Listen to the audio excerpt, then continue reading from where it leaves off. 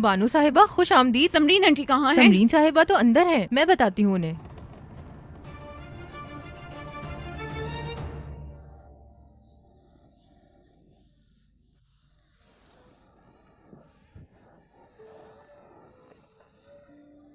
Samreen aunty, Bano, मैं सलमान को खो रही हूँ।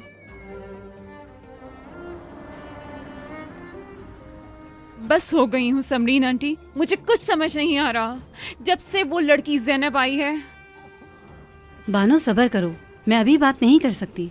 मैं ज़रूरी काम से जा रही हूँ। गुलजार,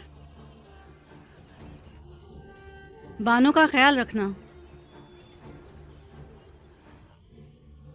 मैं आपके लिए अच्छी सी चाय बना देती हूँ बानो साहिबा, इलायची वाली मजेदार चाय, आपको अच्छी लगेगी।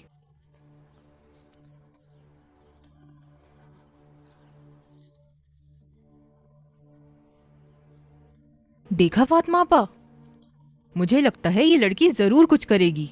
गुलजार, ये बानो कौन है? वो तुम उसे सलमान की मंगेतर भी कह सकती हो।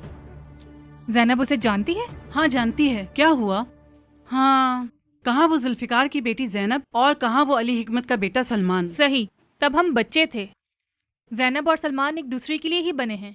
अली हिकमत के फार्म में उन दोनों से ज्यादा खूबसूरत चीज कोई नहीं है,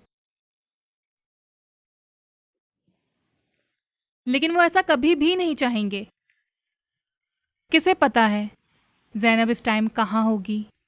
वो तो यही है। क्या ज़ैनब फार्म पर वापस आ गई है?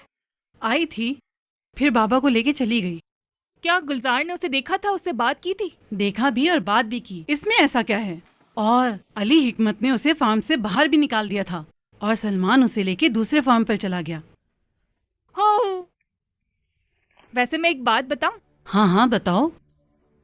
सलमान ज़ैनब को वापस ले आएगा,